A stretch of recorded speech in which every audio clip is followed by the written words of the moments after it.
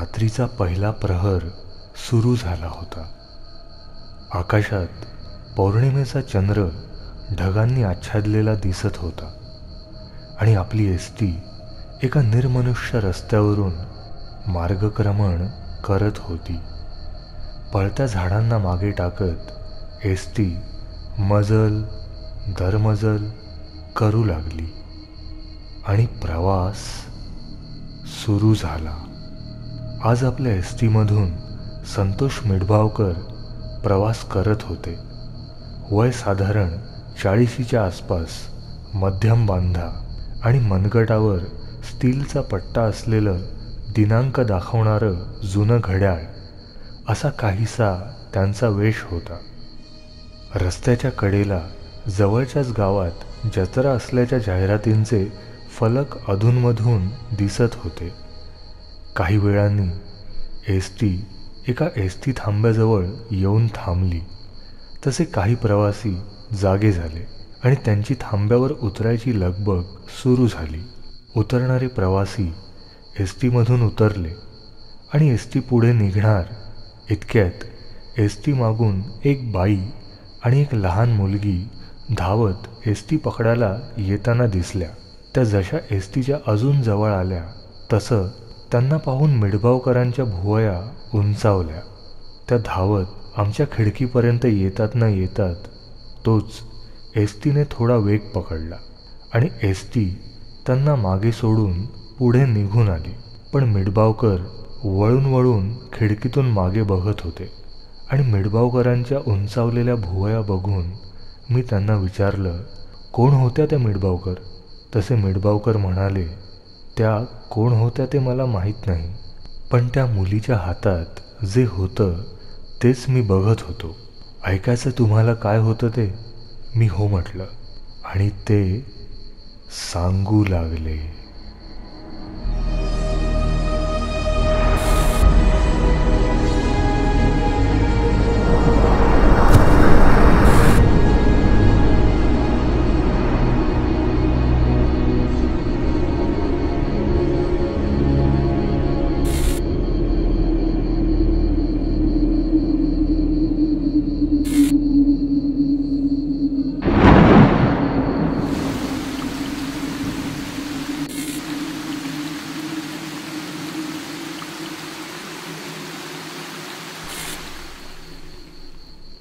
माझ्या लहानपणीची गोष्ट आहे.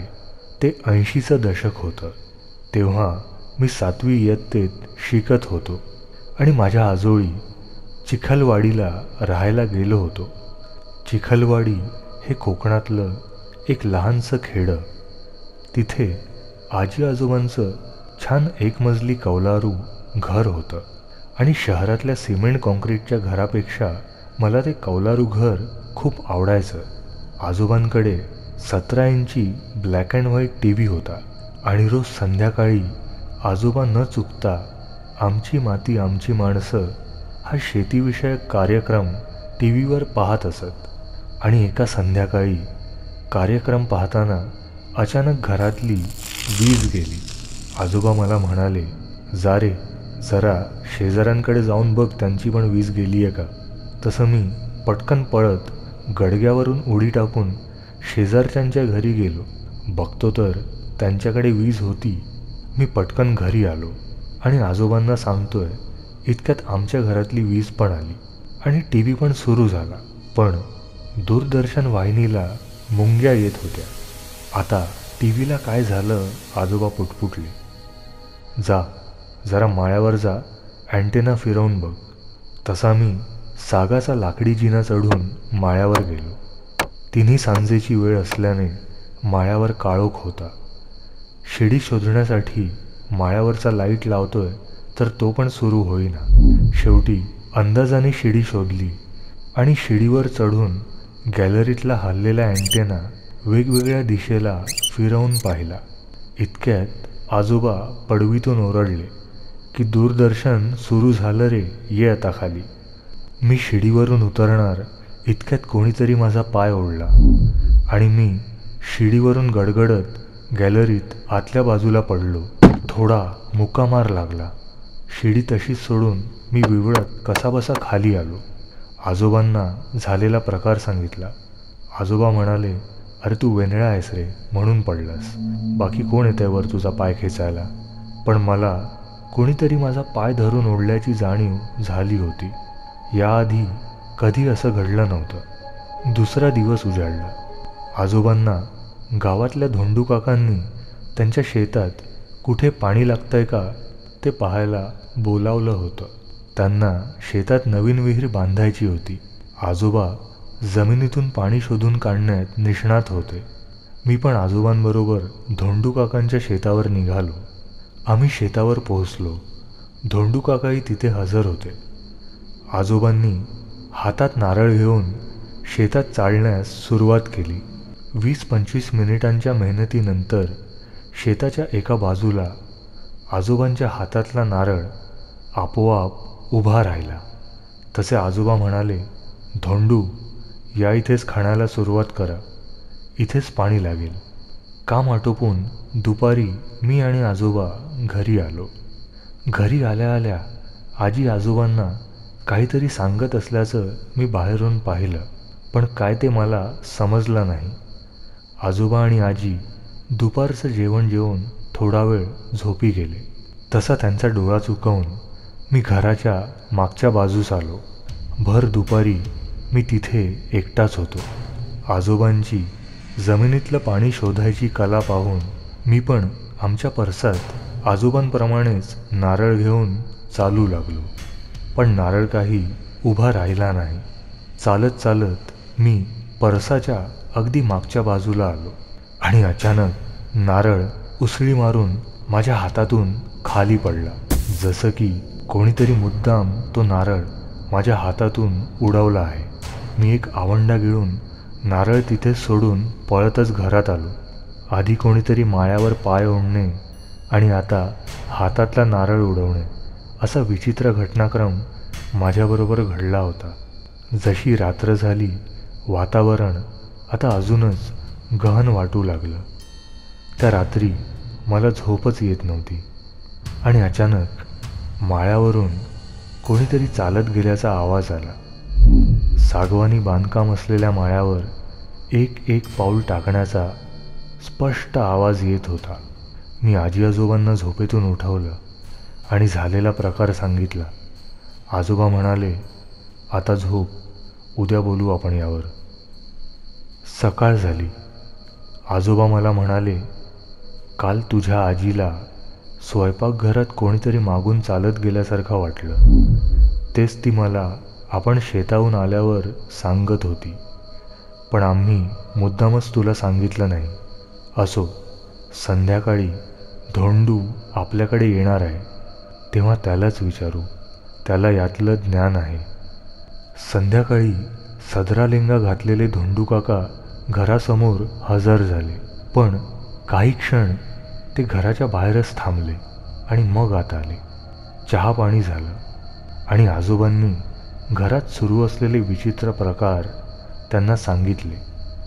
तसं धोंडू काकांनी आजोबांकडे पंचांग मागितलं आणि त्यातली त्या दिवशीची नक्षत्रांची स्थिती पाहून म्हटलं, तुमच्या तिघांशिवाय अजूनही कोणीतरी या घरात वास्तव्य करत आहे. तसे आजोबा म्हणाले, पण कोण आणि कशाला? तसे धोंडू काका म्हणाले, ते कोण आहे ते मला आत्ता तरी सांगता येणार नाही, पण मला ते जिकडे आहे साधारण त्या जागेचा अंदाज आलेला आहे. तरी मी उद्या वरच्या वाडीतल्या एका पोरट्याला बरोबर घेऊन येतो, मग सांगतो पुढे काय करायचं. आता आजची रात्र कशी काढायची हा प्रश्न आमच्यासमोर होता. रात्र झाली. रात्रीचा पहिला प्रहर सुरळीत पार पडला. पण जेव्हा रात्रीचा दुसरा प्रहर सुरू झाला, माळ्यावरून भांड्यांची आदळआपट झाल्याचे आवाज येऊ लागले. ही आदळआपट काही केल्या थांबतच नव्हती. आजोबांनी खालून जोरात आवाज दिला, कोण आहे रे माळ्यावर? पण तरी पण ती आदळआपट सुरूच होती. आजोबा माळ्यावर जायला निघाले, पण आजीने त्यांना थांबवलं आणि दुर्लक्ष करून आम्ही ती रात्र कशी तरी निभावली. दुसऱ्या दिवशी धोंडू काका एका पोरट्याला घेऊन आमच्याकडे आले. त्या पोरट्याकडे कुदळ आणि एक फावडं होतं. धोंडू काकांनी आजोबांना परसात यायला सांगितलं आणि एका विशिष्ट ठिकाणी पोरट्याला खणायला सांगितलं. आश्चर्य म्हणजे माझ्या हातून उडालेला नारळ त्याच ठिकाणी पडला होता. त्या पोरट्याने जमीन उकरायला सुरुवात केली. 2-3 फूट खणल्यावरच जमिनीत काहीतरी आढळलं. जमिनीत एक बाहुली पुरलेली होती.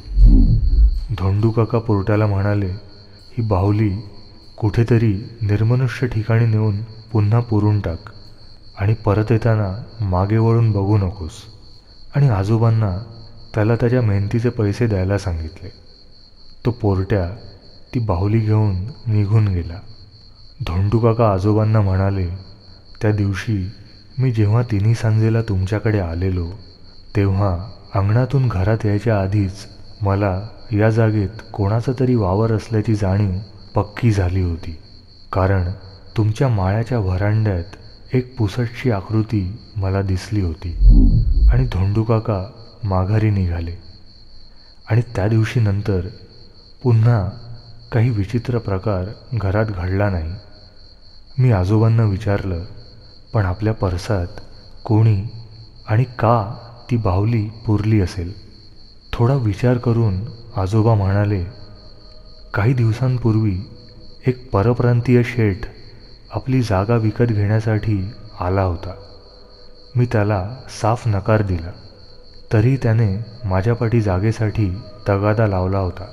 बरेच दिवस माझा नकारच दर्शवल्याने अखेर तो निघून गेला. कदाचित त्यानेच आपण इथे नसताना ती बाहुली इथे पेरली असावी, जेणेकरून आपण ही जागा कंटाळून विकून टाकावी.